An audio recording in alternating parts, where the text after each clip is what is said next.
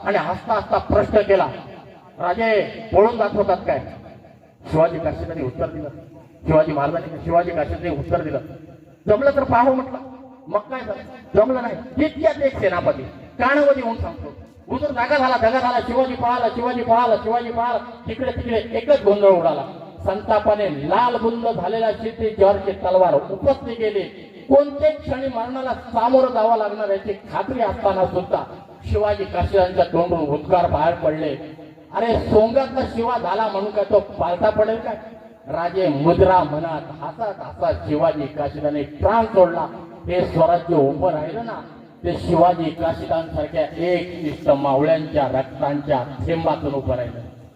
लाख गेले तरी चालतील, पण लाखांचा पोशिंदा जाता कमले असं म्हणणाऱ्या बाजू प्रभू सारखे, मदारी मेहतर, हिरोजी फर्जंद, बहिर्जी नाईक सारखे एकनिष्ठ मावळे होते. म्हणून हे रयतेचं राज्य उभं राहू शकलं. म्हणून मावळा होण्याचा प्रयत्न करा. आपली किंमत आपण स्वतः ओळखून घ्या. अहो, त्या एका लोखंडाच्या सळीची किंमत समजा अंदाजे 250 रुपये, 250 रुपये. पण त्याच लोखंडाच्या सळीपासून घोड्याचे नाळ बनवले तर त्याची किंमत हजारात होते. त्याच लोखंडाच्या सळीपासून सुया बनवल्या तर त्याची किंमत वाढते. त्याच लोखंडाच्या सळीपासून घड्याचे बॅलन्स स्विच बनवल्या तर त्याची किंमत 10,000 पर्यंत जाऊ शकते. अरे आपण काय होत, आपण काय आहोत त्यापेक्षा आपण काय होऊ शकतो हे ओळखा. आपल्याला किती लोक ओळखतात त्यापेक्षा ते आपल्याला का ओळखतात हे फार महत्वाचं आहे. म्हणून आई वडिलांनी आपल्या मुलांना शिवचरित्र वाचायला द्या. शिव व्याख्यानामधून आम्ही एक गोष्टी घेतल्या पाहिजे. काय काय घेतलं पाहिजे? एकनिष्ठ राहायला शिका. त्या काळचे मावळे एकनिष्ठ होते म्हणून शिवाजी महाराजांना रयतेचं राज्य उभं करता आलं. जिजाऊ साहेबांनी शिवाजी राजांनी त्याग केला होता म्हणून शिवराय घडी शकले, शंभूराजे घडी शकले. परंतु आमच्या तरुणांची अवस्था फार वाईट आहे. आमच्या तरुणांची अवस्था फार वाईट आहे. एका बापाने विचार केला, म्हटलं पोरग फार दारू पित आहे, याला सांगावं कसं?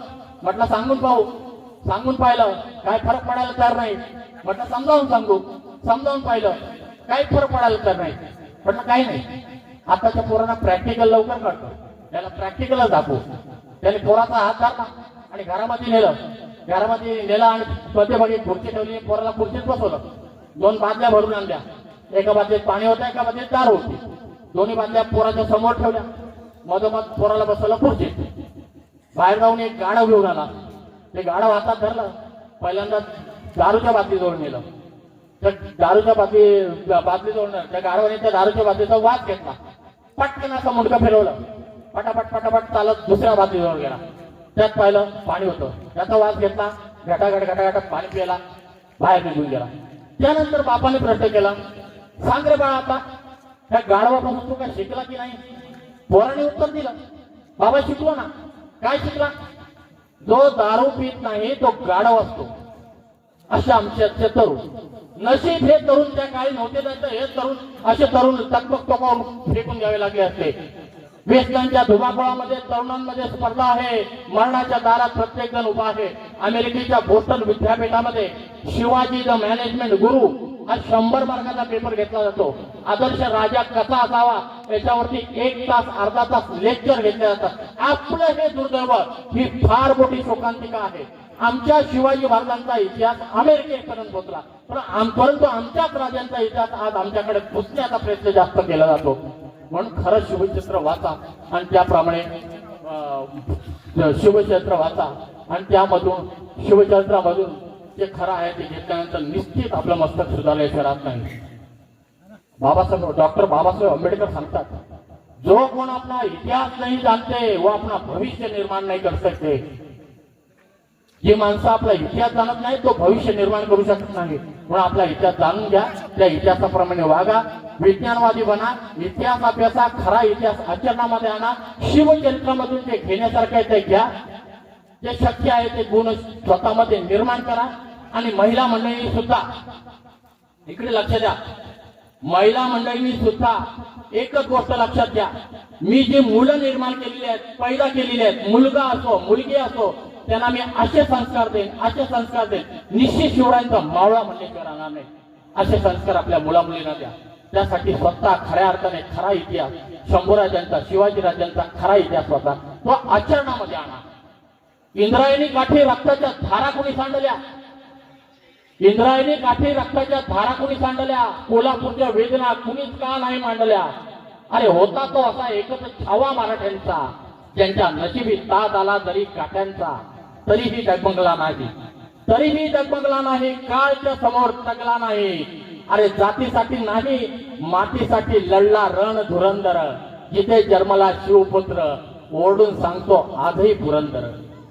जिथे 33 कोटी देवांच्या नावाने आसमंत कंपतो, जिथे 33 कोटी देवांच्या नावाने आसमंत कंपतो, तिथे शिवराय आणि शंभू राजांच्या नावाने साऱ्या जगाला कंप लागतो.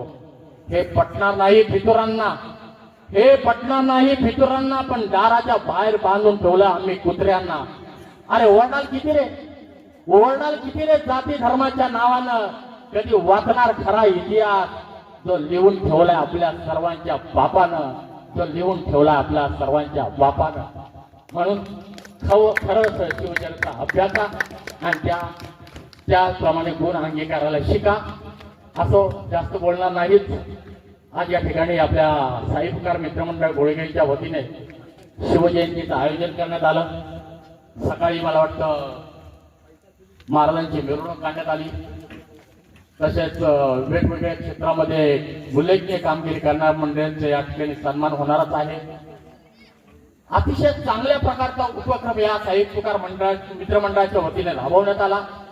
या मंडळाचे अध्यक्ष असतील, त्याचबरोबर त्यांचे सहकारी असतील, आमचे विकास मोरे साहेब असतील, या सर्वांचे मी मनपूर्वक आभार मानतो. आणि आज मला या शिवजयंती निमित्ताने 4 शब्द बोलण्याची संधी माझ्यासारख्या अल्पज्ञानी पामराच्या वाटायला दिलीत, त्याबद्दल सर्वांचे मनपूर्वक आभार मानून मी इथं थांबतो. जय भवानी, जय शिवराय, जय शंभूराजे. धन्यवाद.